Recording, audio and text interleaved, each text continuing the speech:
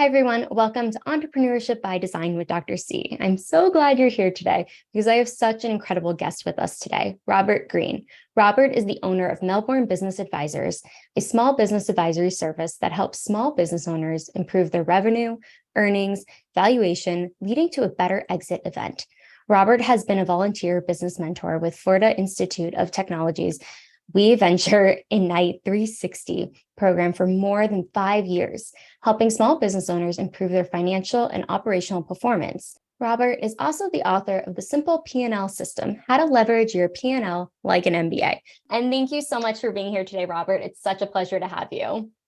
Thank you, Dr. Carolyn. This is so exciting to be here with you too. Yes, and I would love for you to just dive into your journey, how you got here today, and then we can dive a little bit deeper. Sure.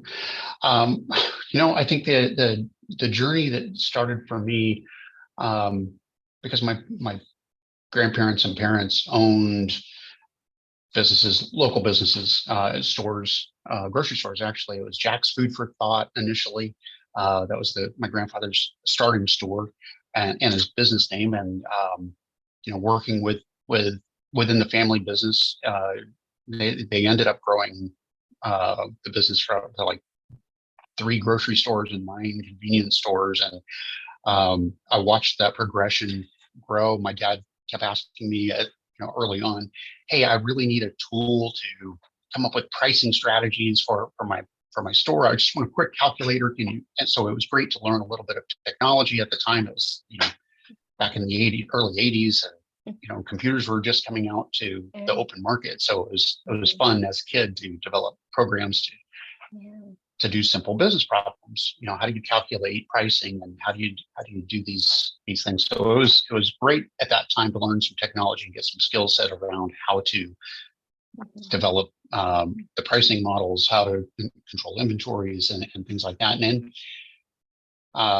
after my grandfather passed, he basically willed all the stores to the people that were running them. So my dad ran a store and the other 12 people ran their stores from that point on. And it was great to see that they can continue their journey running and owning their businesses without any encumbrances. And throughout my career, I've been involved with helping establish businesses and get them growing and get them figured out. And a couple of years, just over 5 years ago, I started volunteering at the Women's Business Center at Florida Tech, and in a program called WeVenture Ignite 360, helping women-owned business owners in a 6-month program to help get their head around their business, to grow as leaders, to grow financially, to figure out how to scale their business or do whatever their next step happens to be.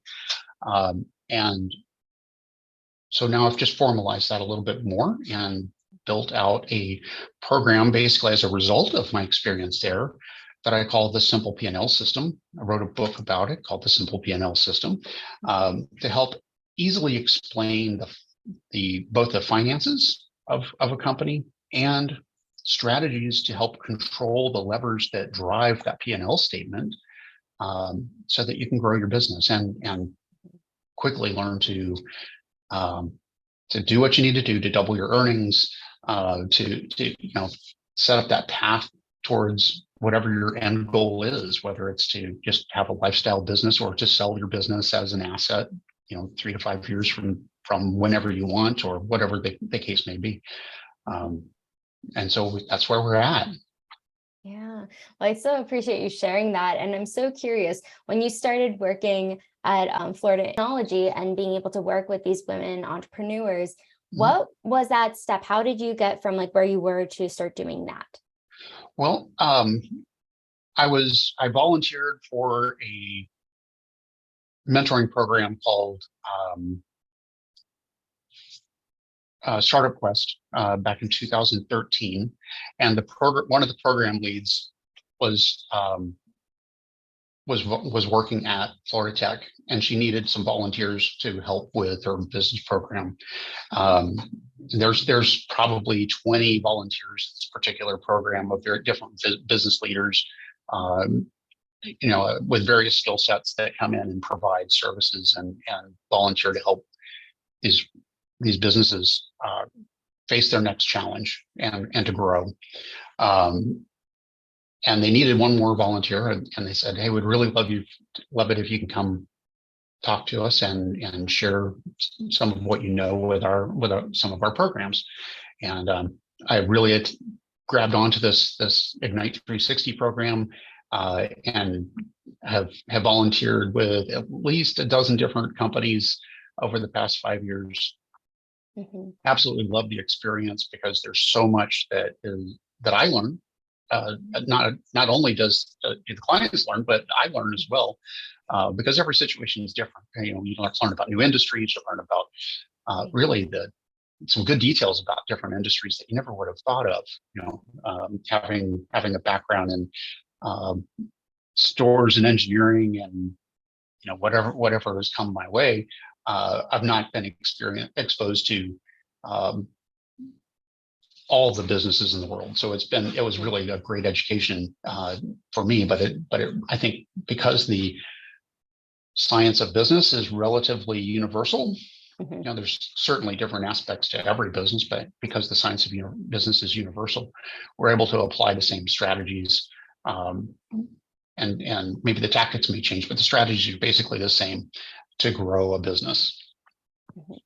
Yeah, no, absolutely. It's that foundation piece to be able to build upon. Like, once you build one successful business, you can build others too, because you have the skill set to do so. And I love that you were exposed to so many different types of businesses and just the way people were going about it, but you still had those foundational pieces in order to build upon that. And I love that, because I think it's so important to bring different perspectives, but it expands our mind too. When we hear of a new business idea, it's a new business idea. The way to go about it doesn't have to be new. Exactly. You can engineer almost any business using the same strategies. Like I said, the tactics may be different. Mm-hmm. The terminology is certainly going to be different. The regulations may be different, but the strategies are still the same, right? You still need to control your lead flow, and understanding your market, and understanding how you can maximize that market or make it more efficient for you. You have to learn how to sell. You have to make sure that you're selling. You have a process for selling, and that you've made it very efficient. Mm-hmm. Efficiency is really key, right? Because you want to improve the bottom line. And every step in this process, whether it's leads, whether it's sales, whether it's fulfillment, whether it's manufacturing, or whatever costs are involved in delivering your business, your value. There's things that we can all do to tweak each one of those steps, and every one that we do make more efficient or more effective, we end up with a better looking bottom line and an asset that you can be proud of and do something else with, besides just work it until you're ready to call it done and turn off the lights. Right. We want to work you towards a better exit, not just closing it down. Yeah, no, absolutely. And I know you talk so much about leadership, and as it's a fundamental skill set that we have as entrepreneurs and need to continuously develop. Which particular skills do you see that are the most needed? The most needed skill that leaders need to have is listening. It's openness to receiving information from the people that we work with. Yeah. Being able to receive feedback without criticism, without feeling like it's personal. Listening to what the team suggests, whoever your team is, whether it's one person or 100 people, being able to understand that you're providing the vision. Mm-hmm. Your job is to convey vision into reality, or translate vision into reality. And you have to share that vision regularly, but you need to listen to the people that you're trying to lead so that they can help get in alignment with your vision, or you can find ways of putting people where they're going to provide the most value without compromising anything, right? So that you're not compromising serious things anyhow, but you can move people where they're more talented, for example, in order to achieve that value that you see in the future. But if you can't do that because you've got a very rigid mindset, a very top-down communication style, then that tends to frustrate employees, and we end up having a cost that we don't want, right? And that cost of burning people out, or the cost of churn, where you have to retrain people and they're not effective immediately. Generally speaking, they can be if they come in experienced enough. But if you want somebody to know the skill set that you want them to work on, then you have to provide a framework for that. You have to listen to their challenges so that you can help them overcome those challenges. You have to help them achieve their dreams. I have a friend of my long-term friend of mine.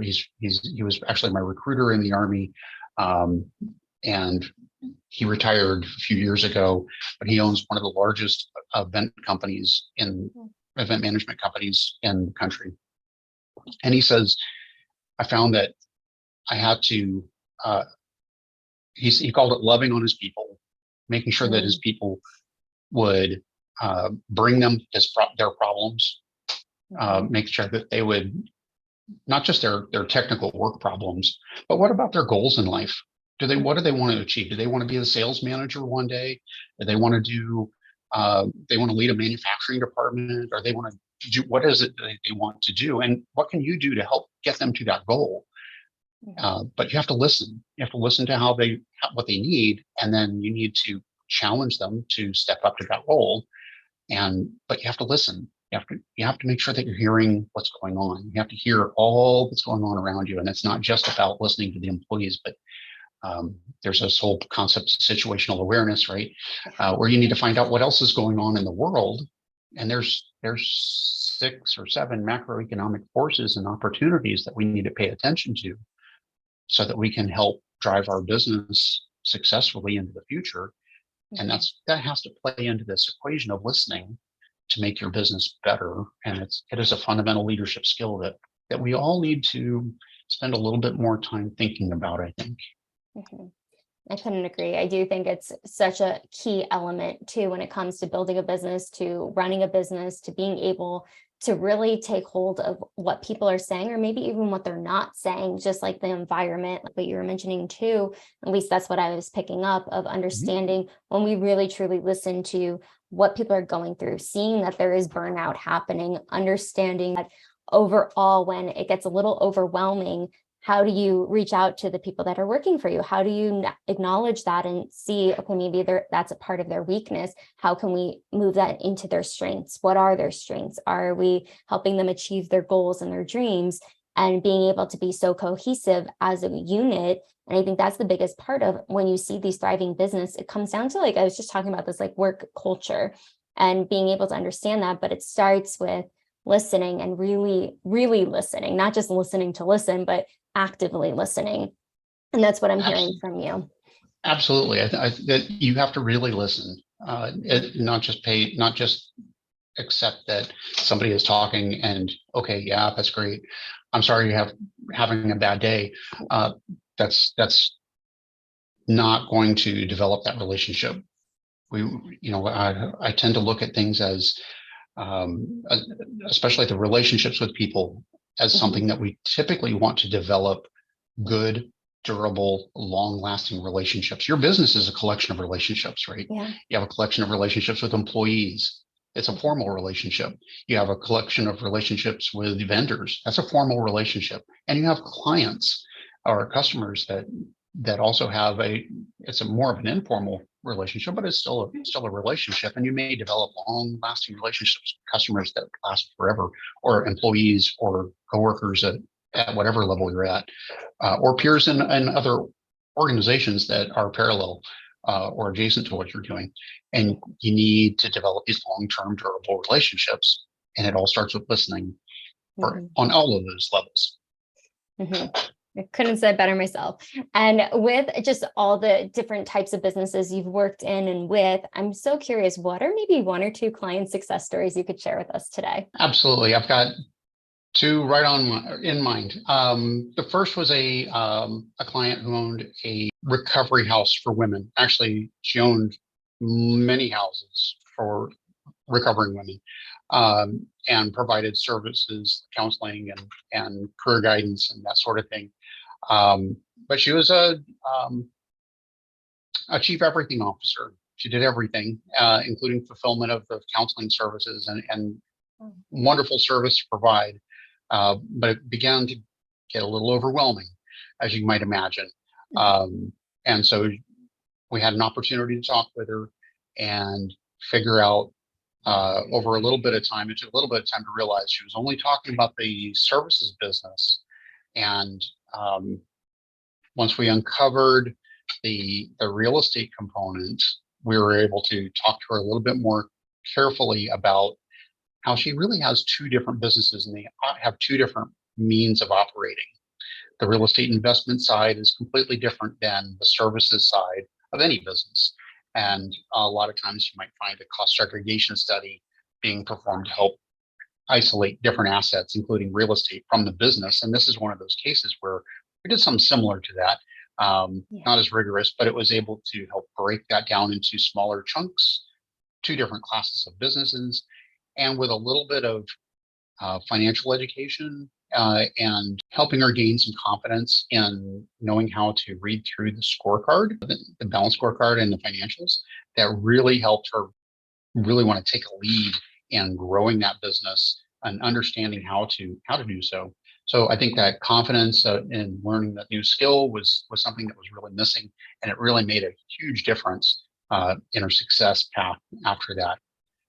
Another client we work with is a lovely company owned by a husband and wife team. And they have a senior living advisory business. They help seniors find the right facilities for their needs. But there's, as you may already know, a lot of times there's a lot of stress in husband and wife teams when you live together, you have a family together, and you have a business together. And we found that this wasn't just about growing the business, if you will, but there were some other aspects to the dynamic, including some organizational modeling, so that we could define roles better, establish schedules, and try to make communication the number one factor that needed to be worked on by everybody on the project, in order for them to find the level of success that they want. And they found great success once they've established the roles of, well, I'm going to be the CEO, and you're going to help you with the operational aspects and hiring, and who does what and how does that work. So they continue to grow and flourish, and it's more than just financials. Certainly, sometimes it's about leadership, sometimes it's about organizational structure, sometimes it is about sales and marketing. But whatever the problem is, if you have somebody to talk to, it really does help to grow your business and have that sounding board, and maybe think through some different ideas that you haven't thought of, or considerations you haven't thought of, to make life a little better. My goal is to make people be able to grow their business in a less stressful way, if you will. And part of that is education. Part of it is different strategies. Part of it is examining what's been done in the past and trying to find why something worked or didn't work, and figure out what we need to do more of and what we need to do less of in order to find that path forward. Yes. And it's such a great point too with both of those clients. And I appreciate you sharing such amazing work that you're doing in this world, helping so many other business owners achieve less stress and overwhelm. Because with the first client that you mentioned, just being able to really deal with all the hats she was wearing and be able to grow and thrive in their businesses versus surviving, essentially, because that's what can happen when you're trying to do too much or focus on doing too much. And I love the fact that you were talking about the couple that you worked with and being able to identify those roles, and really how communication is such a key element, even with leadership, but knowing who's doing what. So you're not both doing two things and trying to butt heads, versus what are your strengths, focusing on those and being able to take that stress out of the situation, because it can be a lot when you're trying to do so many things. And I think too, it's amazing what you've been able to accomplish. And I'm curious, as you started to grow your own business, what were some of the obstacles that you faced? One thing I think that I've had to face on my own is learning to be a better communicator and listening as well. Listening is something that we need to be very careful about. We're not just listening to listen, like you said, but listening with the intent of actually hearing what's being said, understanding all the words, not just some of the words, and making sure that we can both be reassuring and provide education where necessary, or fit whatever the need is at that time, so that we can move the conversation forward, move the whole situation in a direction that is in alignment with your vision, right? And that's the important part. Is how do we normally we find people that are they have a vision, but there's some sort of roadblock in the way. What is that roadblock? It can be any number of things. But until you listen to what the real problems are and understand that maybe there's things that my biases are not going to be the same as your biases, and we may have a different way of solving problems. But until we know what the true problem is, and there may be more than one, absolutely, and they can compound. But until we listen to what that is, and I've had to work on this a lot, is listening, because I have always had this, oh, I know the answer, I want to jump in and help, and that's not always effective. So now we take a little bit more time, we talk about it, so we look at the data, and that helps us make a much better decision about how to move forward, instead of just being reactive and taking that initial gut instinct to answer without hearing the whole story. So that's really one of the most personal things that I've had to work on myself, is that listening component. But I highly recommend it to, if you take the time to slow down and listen to what the problems are, listen to what the environment's telling you. And I'm talking, the political, economics, social, scientific, technological, legal, and ethical environment, not just what's your immediate surroundings, but even though that can be very important too. But those things need to have a role in how we get our clients, get ourselves to align our actions with a vision, so that we can find that measure of success that we're looking for. You're right, too, with the listening aspect, because a lot of times we have these great ideas, or we're like, oh, I can solve the problem, because you're so excited about it and you want to help. But I love that you really take that time with the client you're working with, and being able to identify, okay, let's look at everything, every factor, and even environment. I love that you brought in the different aspects of environmental, like the energy that's happening, not just what's right in front of you, but everything, because there's so many moving factors in everything that we do. And I'm curious, because I know, like we were talking about leadership earlier, but I know there's 4 dimensions to leadership in particular that a small business owner needs to develop. Can you tell us about those dimensions? Absolutely. I consider that there's 4 dimensions in leadership, but small business leadership in particular. The first is leading yourself. It's showing up every day. It's doing the things that need to be done. Having the discipline to verify your all the controls on your cash are right. It's the discipline to look at your financials. It's the discipline to share your vision on a regular basis with everyone around you, so that everyone knows how to join in and bring that vision to reality. And there's, of course, more to that. It's maintaining your own health. It's maintaining your own education, continuous skill development, leadership development, all these things that relate to your personal development. And you have to lead yourself to do that. We can get lazy with a few things, but if we get lazy with everything, we tend to not make a whole lot of progress. And once we can lead ourselves effectively and consistently, then we start working on leading our teams, right? Leading our team so that they can help you in that process of realizing, putting into reality our vision, so that we can move the whole business forward.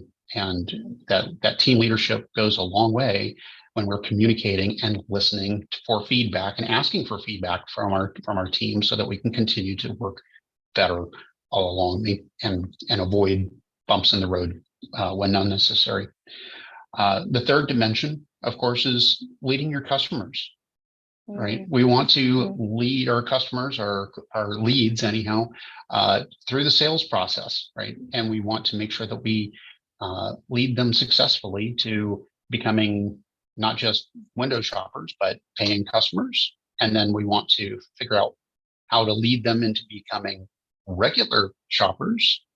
And we want to promote them from one service level to a higher service level, all throughout our journey, that relationship. I said before, it's a durable relationship, and we want to improve that relationship, right? Because we do want, there's the business side of it where we want to develop a cash positive value for a customer, and we want that customer lifetime value to increase over time, and that duration to increase over time.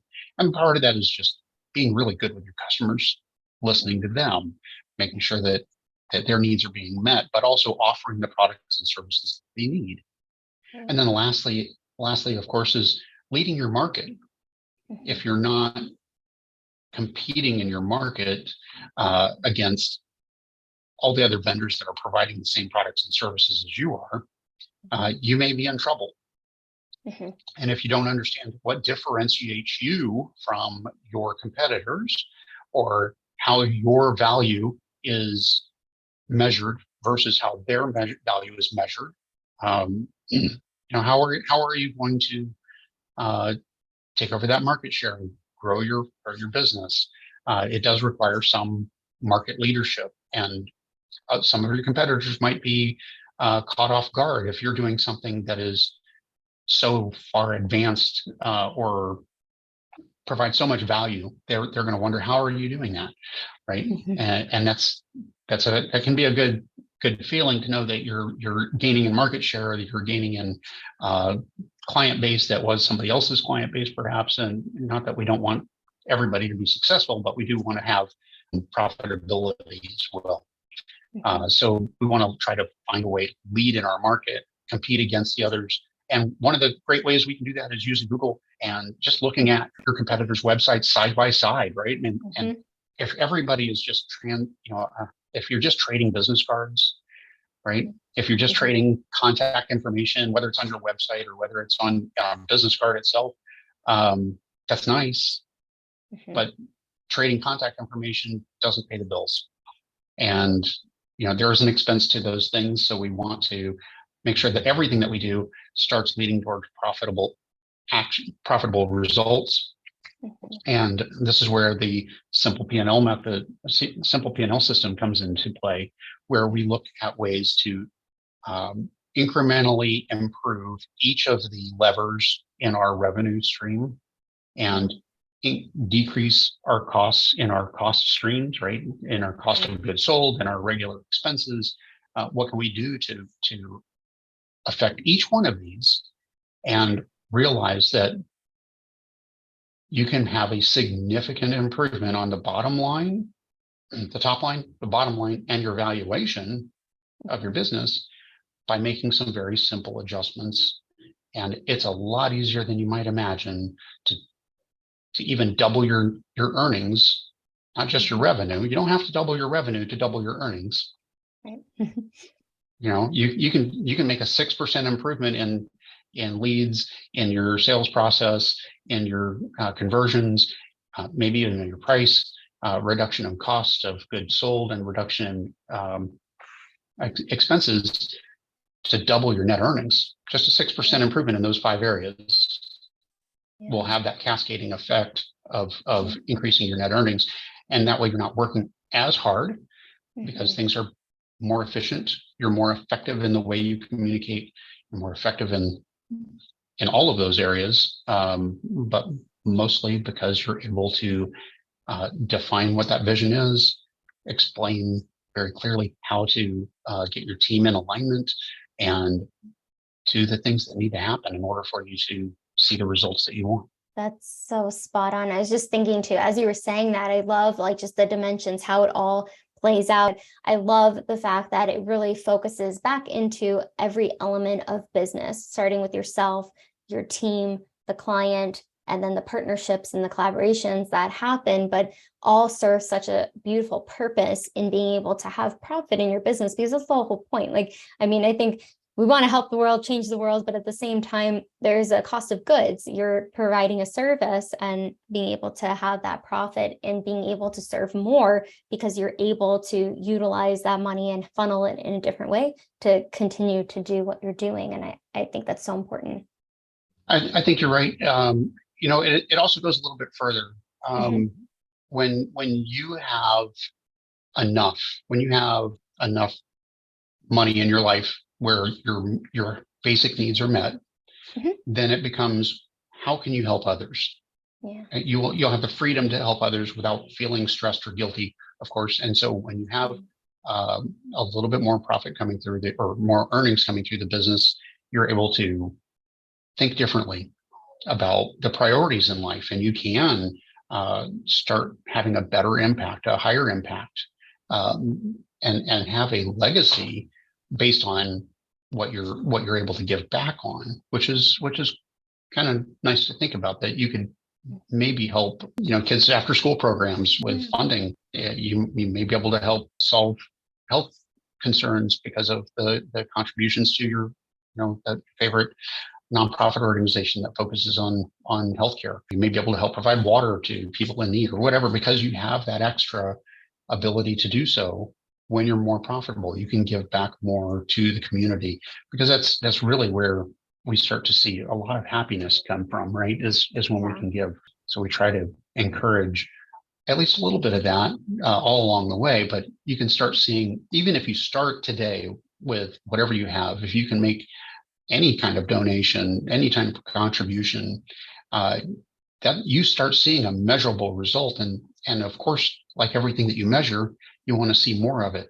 And if you can improve that cash flow, personally, then you can probably have a bigger impact socially.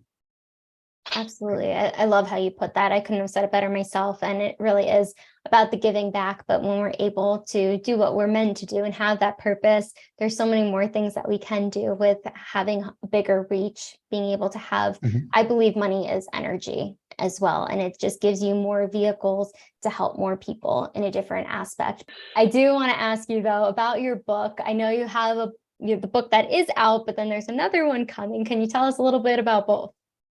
Sure. The book that's out today is called The Simple P&L System. It's available at thesimplepnlsystem.com, which actually goes to self-published with Lulu, but it's also on Amazon if you want to go there.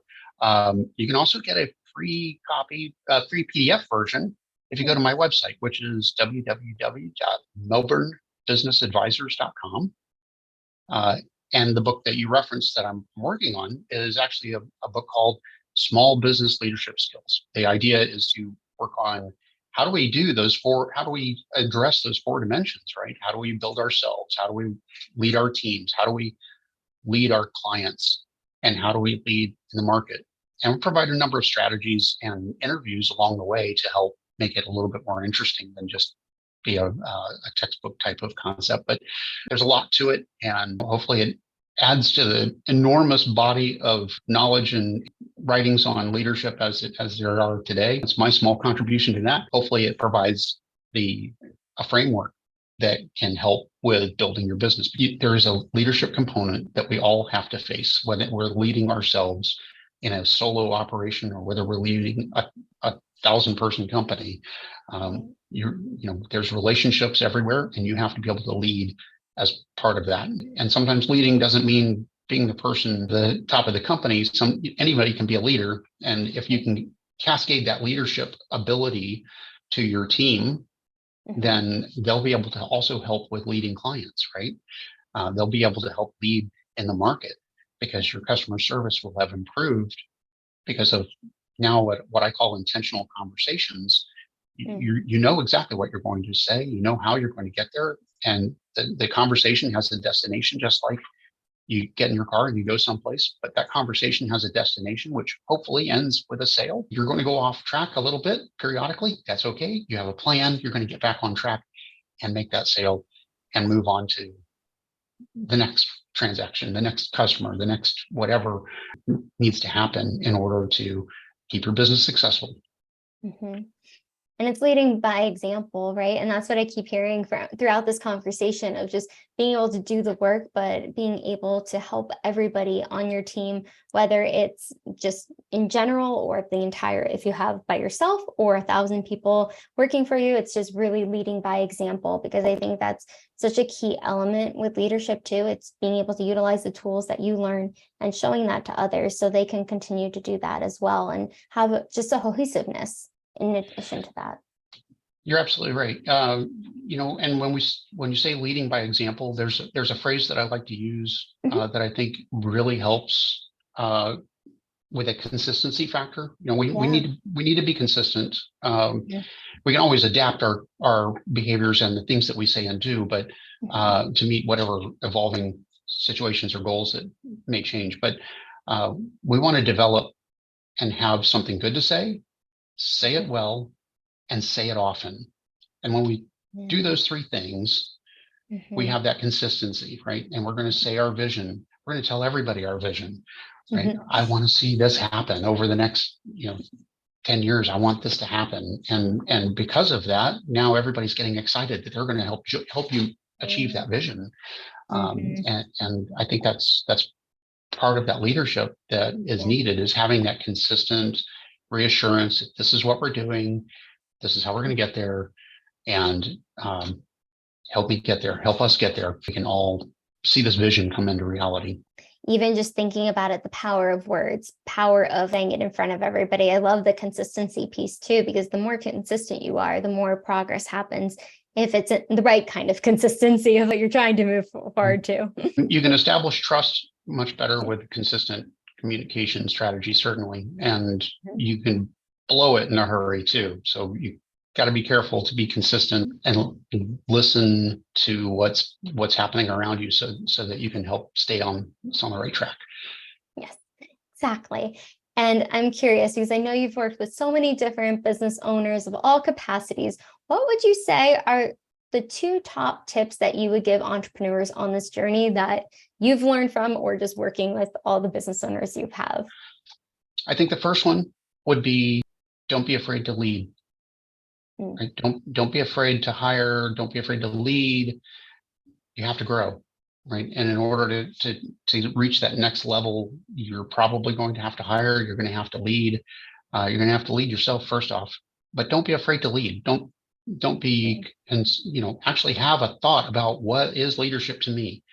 How do people evaluate how people perceive you, so that you can maybe be better in tune with that interaction. And because there's many different personality types, and you want to make sure that you're effectively communicating and not just saying one thing off key to everyone else. The second is, I want everybody to become much more confident in their financials.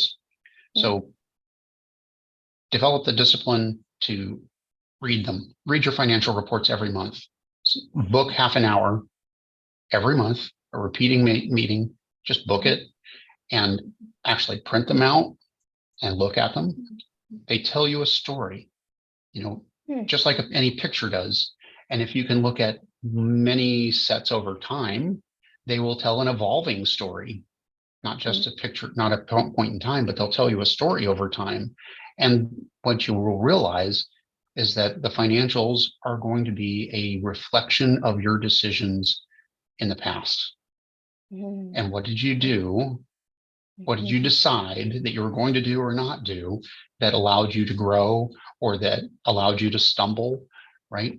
And become more self-aware of what those factors are. As Maya Angelou says, when you know better, you can do better. When you look back in time, you can figure out what you did, and especially if you're taking notes throughout life, right?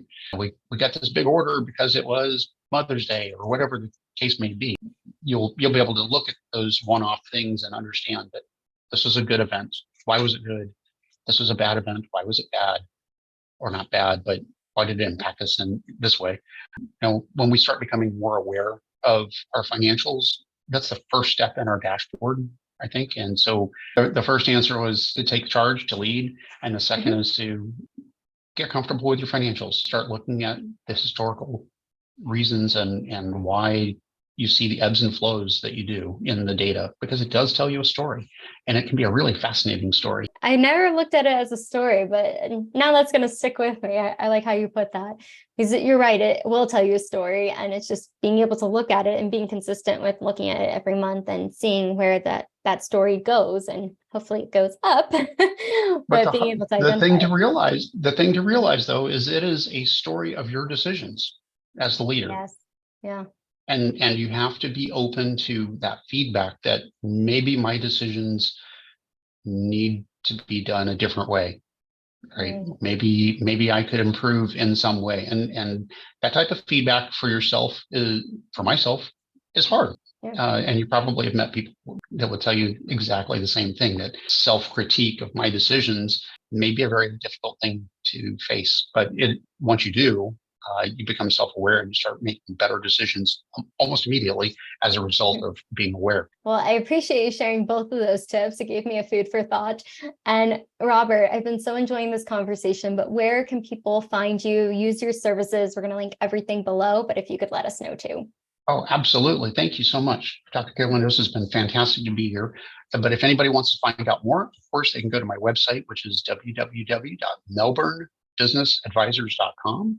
You can find me on LinkedIn at Robert Green MBA. You can find me on Facebook at Melbourne Business Advisors, or MELBBIZ Advisors for short. And that's pretty much it. Or you can find my book on Lulu or Amazon or wherever you like to buy books.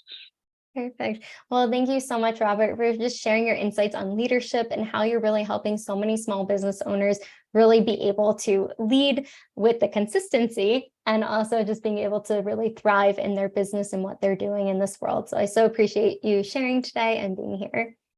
Well, my pleasure. And I appreciate being here with you too, sharing the story, and what a great hour. So I'm really excited, and thank you very much.